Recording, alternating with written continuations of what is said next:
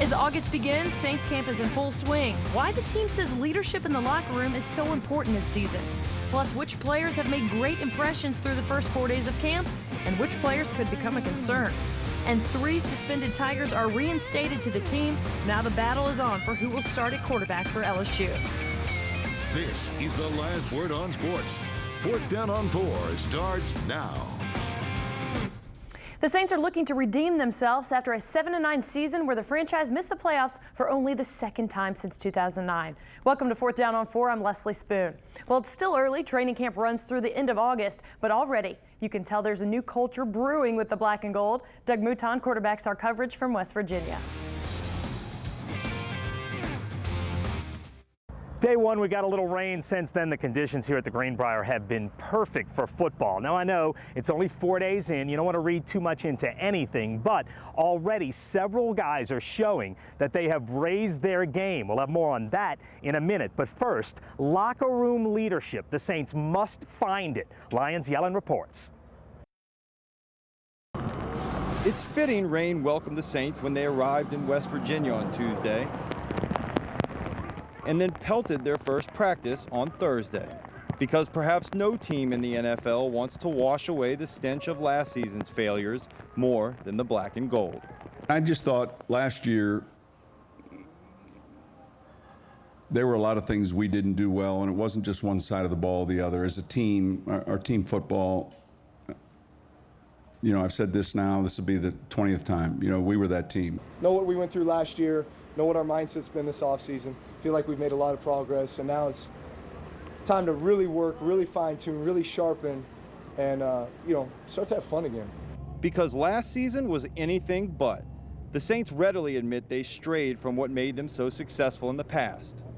We just never really clicked, you know, as a team, I'd say. As a team, we never really clicked. A lot of uncharacteristic things, you know, happened to us offensively. Mistakes being made where you're just like, that's not us. Turnovers happening where you're like, that's not us, not in that situation. And I know defense would say the same thing. So bottom line, we could just get better in so many ways. And it starts at the top with their leaders. Both defensive captains are now gone. One because of his high price tag, the other his off-field transgressions. Yet before the Saints could truly turn the page, they felt they must first acknowledge the past. It's why on the first day of camp, the 2 remaining captains confirmed what so many already believe. Last year's locker room was a mess. You're putting 62 guys from different backgrounds and different mindsets and different personalities in a locker room. It's not that it's always beautiful, clean sailing and we sing Kumbaya, and that's not the point. I think what we saw last year was just kind of a loss of respect for each other in the locker room. I think the bottom line is this, is that everybody just needs to look in the mirror. You know, it's about trust and accountability, and each guy has to hold themselves accountable and say, you know, am I the type of teammate that I would want to have? You know, and if you ask yourself that, and if you're not happy with that answer, then you need to make some changes for yourself. And if you're not willing to make those changes, then you don't belong. In retrospect, Strief says the warning signs were there. He's since repeatedly blamed himself, as well as the other leaders, for not doing more. Now, they've vowed not to allow another toxic locker room to jeopardize their season. The real thing is, hey, let's just be very vigilant that if we see something that isn't right, we just address it. And if you just make the policy that no matter who it is or what the situation, you address it. If it doesn't look like what we want it to look like, then we'll be fine. So the Saints decided they were in need of a fresh start, a return to their roots. After you have a year like last year, everybody's back to ground zero. Whether you thought you were great or legendary or whatever you want to call yourself, you have to re-innovate yourself, and you have to refocus yourself to getting back to the basics, getting back to doing what we do best. Hear that metal rattle. And that's the theme this year. Back to the basics. Back to the way things were done during Sean Payton's first season in New Orleans, when they laid the foundation for a Super Bowl championship in years of sustained success. I kind of feel like we've turned back the clock a little bit to, you know, the same type of process and attitude that we came in 06 with. Rewind, start back over, like in 06, where, man, we're coming in, and it's like a clean slate, start fresh, everybody has something to prove. Man, we're here to compete, we're here to grind, and don't take anything for granted as far as what guys should or should not know. That's why now more than ever the Saints need their leaders, ones who understand where they've been and new ones to help them return there. Reporting with the Saints in West Virginia, Lions yelling, 4th down on 4. All right, thanks, Lions. Camp pluses and minuses ahead. But first, Heath Evans, the former Saints fullback who's now an analyst for the NFL Network, was here Friday to report on the Saints. We caught up with Heath to get a little national perspective on the Saints. Joined in West Virginia by former Saint Heath Evans. First of all, thanks for joining us. No, thanks for having me. When you look at this team heading into this summer, how different is it a mentality for Sean Payton and company? Sean Payton said hit in the mouth a little bit last year, his words. Yeah. That is a sort of different mentality than they felt here, isn't it? Yeah, I mean, it's funny. I always look back. I think people always kind of over-exaggerate small issues. You know what I mean? Look on defense. They just didn't tackle. I mean, if you just say, I mean, listen, I've never been around a Sean Payton team that was, I don't want to say they weren't ferocious, because a lot of times they were getting to the ball fast. It's just they weren't finishing plays. So you talk about a minute difference that literally, instead of being 7-9, I mean, they could have been 13-3. And so the tape always tells a story. The story is details slipped through the cracks of this team last year. And I think that's where Sean's trying to refocus, not just defense and offense, but special teams across the board. And certainly Sean has said, and Mickey Loomis had said, and multiple players about the leadership issue.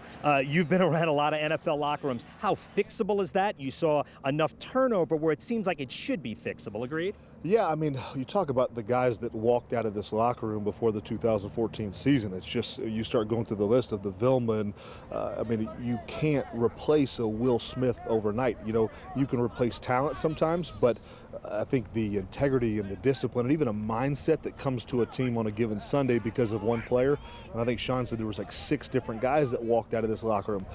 You don't overcome that in a year. Sean's still not going to use it as an excuse, because they still should have been better than what they were, but it's going to take time to get a locker room that was established here back.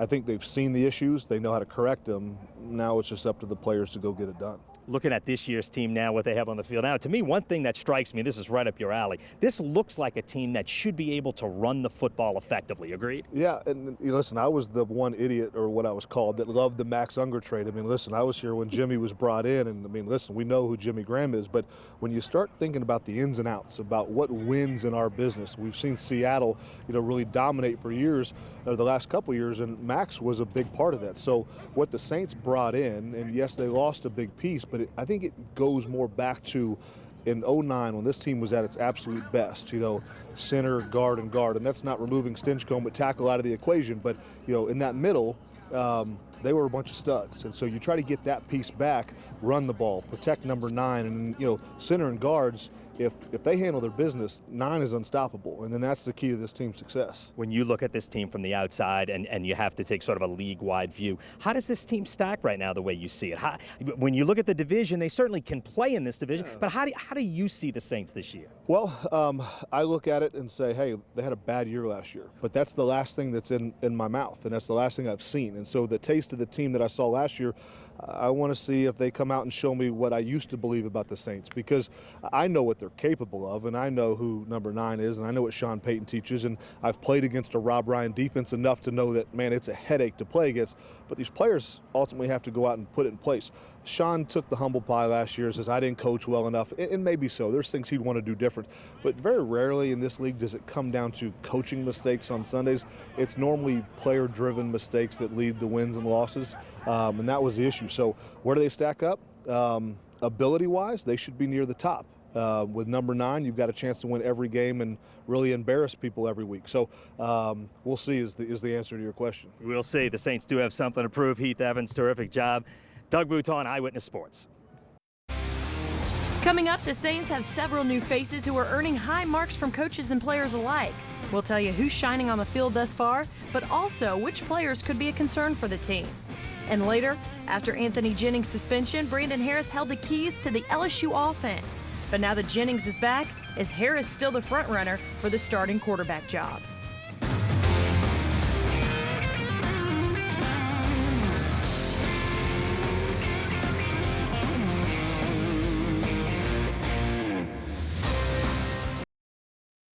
Welcome back to West Virginia. It is a beautiful locale. The weather has been perfect for 2 seasons now for the Saints. This, of course, is year 2 for the Saints in West Virginia. This week, Greenbrier owner Jim Justice said he hopes to extend that contract with the Saints. Now, just 4 days in, we are seeing new faces emerging as potential players for the Saints this season.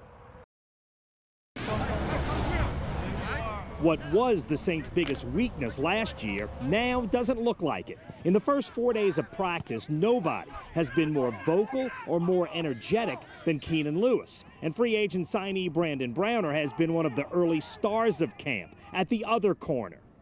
I think Brandon Browner can play in any system. I think he's a super smart guy, very talented, extremely coachable. He plays a lot like Keenan Lewis. They both played college ball at Oregon State. They're both veteran, elite press cornerbacks.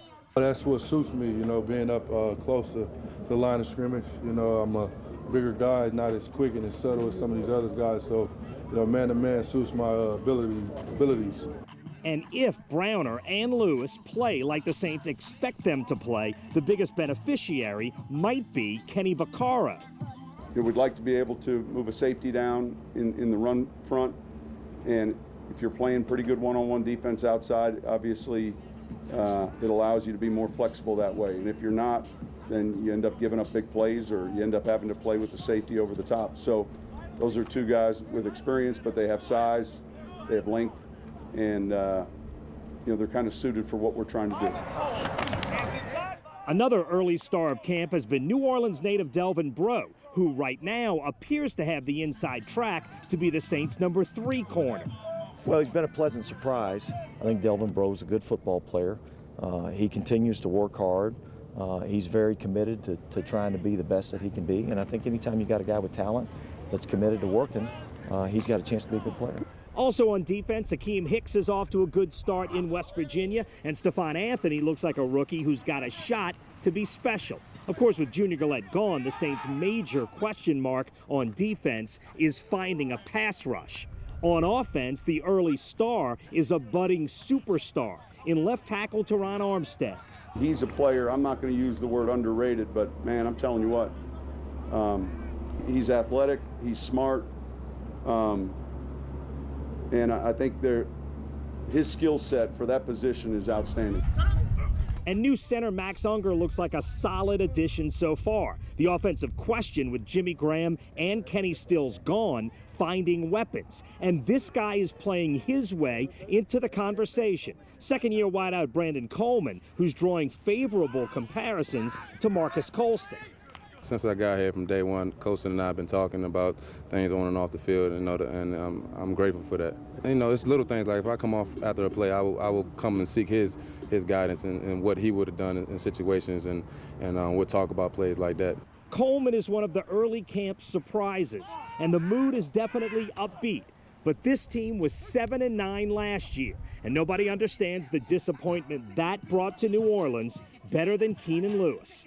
Yeah, we definitely let them down. You know, though, they be more hyped than us. Sometimes I hear all type of questions how the team gonna be, and when they concerned like that and caring, and you go 7-9, miss the playoffs, and watch other teams, you know, get closer to that goal, it's hurt. And you know, I told them this year we'll be 10 times better, and we'll be ready to go.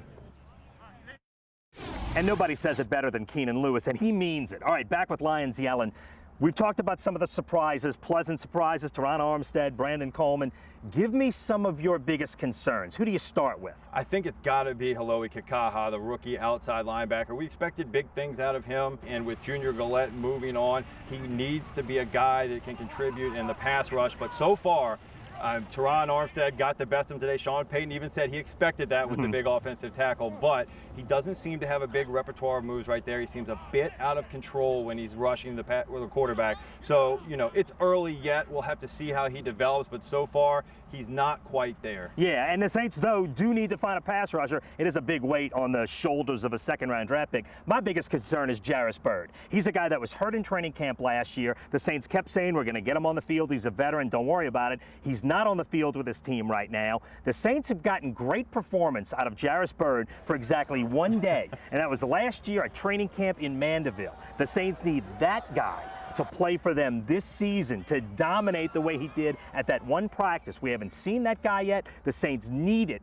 from the quarterback of their defense, and that's got to be Jairus Byrd. We haven't seen it yet. To me, that's a concern until we see it from him. Absolutely, especially with the way they're playing the single high safety coverage. That's going to be Jairus Byrd's position, and so they need to get him back and let him get a feeling with the rest of that defensive unit. Yeah, no question. They didn't get that feeling last year. And we heard some interesting stuff from Raphael Bush today, who's sort of the elder statesman of the secondary. He absolutely is. He has the longest tenure with the Saints at this point of anybody in the secondary. So on Saturday, he wasn't quite happy with the sound he heard from the shoulder pads, meaning he wanted his guys to kind of pick up the intensity, start laying some bigger hits out there. And then on Sunday, that's exactly what they did. And I think it was a combination of both the defense setting the tone as well as Sean Payton and the coaches doing so as well. And you heard a lot of clacking and clicking on the shoulder pads today. Yeah, it was a very active practice on Sunday. Okay, give me a guy under the radar that can be maybe a significant contributor for the Saints this year. Got to be defensive lineman Bobby Richardson. He was all over the place today. He had 2 sacks, he had a pass breakup, and on numerous occasions was really affecting the quarterback. So I really liked what I saw of him, and Sean Payton mentioned he did too. Sean Payton did too, and yes, Bobby Richardson got the best of Tim Lolito in a pass rush drill. Lolito, a guy maybe you look at as a guy that needs to develop, but overall, you got to feel like they're pretty happy with the first 4 days, yes? I think so, and you heard Rob Ryan mention it yesterday. Not a lot of mental mistakes in the first couple days, which is good to see. Sean Payton has praised the intensity as well as the conditioning, which I think is a story that we didn't tell much last year. You're starting to hear that kind of creep out about guys maybe not being in quite as good a shape as they would have liked. And we've seen a difference this year. All right, Lions yelling, Doug Mouton. This wraps up our Greenbrier portion of 4th Down on 4. We'll send it back to you, Leslie. Thanks so much, guys. The Saints are back at it early tomorrow morning at 8:50. Tuesday is their first day off. Stay with us. There's plenty more 4th Down on 4 coming up, including LSU's reignited quarterback controversy after Anthony Jennings was reinstated to the team. We'll analyze the battle under center when we come back.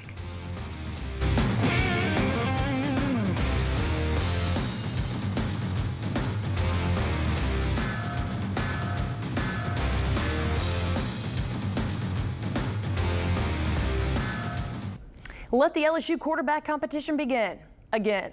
On Friday, East Baton Rouge District Attorney Hiller Moore chose not to charge Anthony Jennings, Dwayne Thomas, and McQuaidus Bain after their June arrest for allegedly breaking into a student's apartment. The main reason? That student recently asked that no charges be filed. 2 days before Moore made his decision, Miles humorously threw his support behind the DA. Hiller Moore, I swear. I am right with you. I am right with you. You hear me?